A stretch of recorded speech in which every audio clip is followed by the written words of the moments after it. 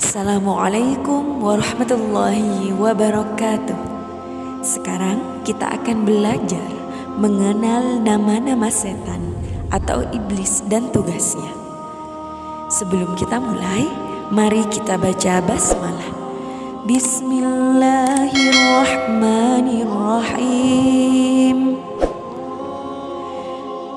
Banyak yang belum mengetahui setan memiliki nama-nama dan tugas masing-masing. Setan atau iblis adalah musuh yang nyata bagi manusia karena selalu ingin menjerumuskan manusia ke lembah dosa. Layaknya manusia, ternyata ada nama-nama setan dan tugasnya. Nama-nama setan ini penting juga untuk dipelajari karena terkait dengan gangguan-gangguan yang dihadapi oleh seorang manusia. Karena apabila kita mengenal gangguannya dan mengetahui di mana lubang dan duri di jalannya itu, bisa kita hindari. Adapun di antara beberapa jenis nama-nama setan dan tugasnya, yang pertama, Al-Hafaf. Hafaf adalah jenis setan yang suka memberi was-was atau rasa takut pada penampakan binatang tertentu. Terkadang binatang yang tidak ada namun tergambar di benak kita, seperti ular berkepala dua. Hafaf ini juga bisa menimbulkan takut yang tidak alamiah saat mendengar suara binatang tertentu, seperti mendengar suara ringkikan keledai dihubungkan dengan melihat setan. Yang kedua, Walhan. Walhan disebut juga setan wudhu.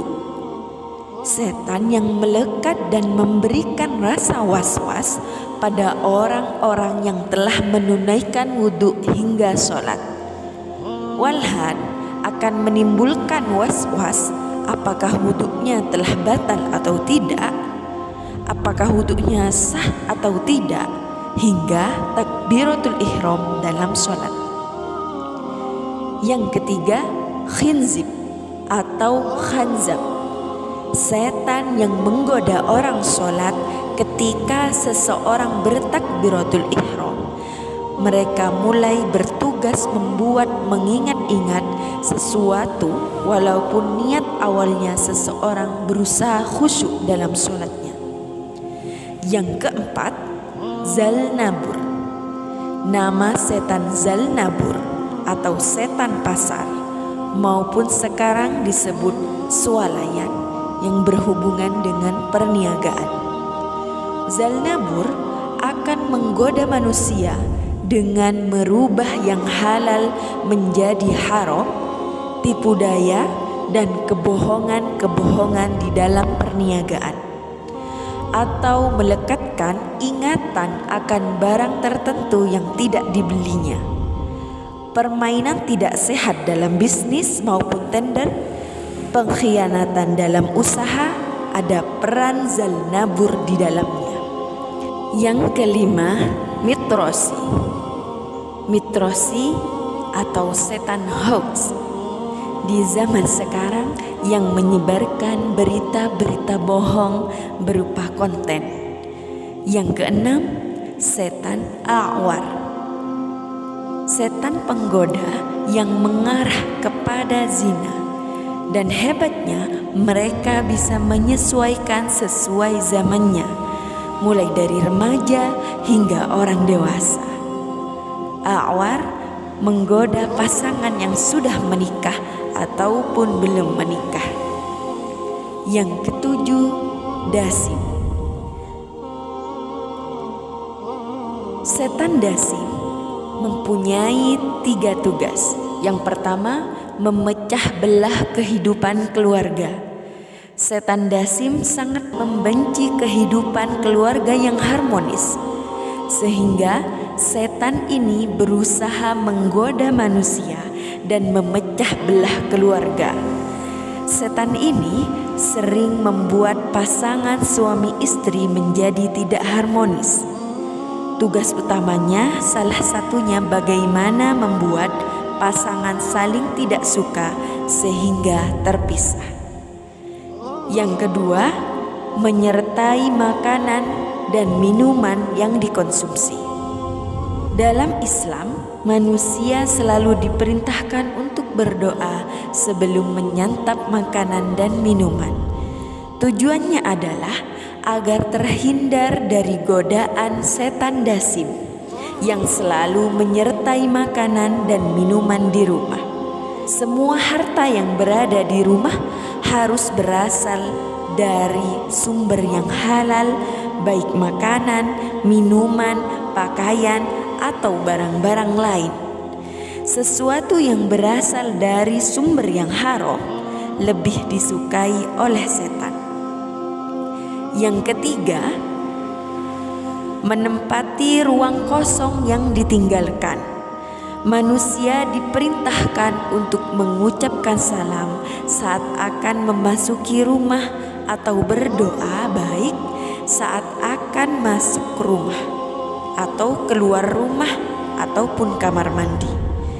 Setan sangat suka mendiami ruang-ruang yang kosong meskipun hanya ditinggalkan sebentar saja. Yang kedelapan, wastan. Wastan memiliki tugas untuk meniupkan tepung ke mata manusia agar manusia menjadi mudah merasa mengantuk.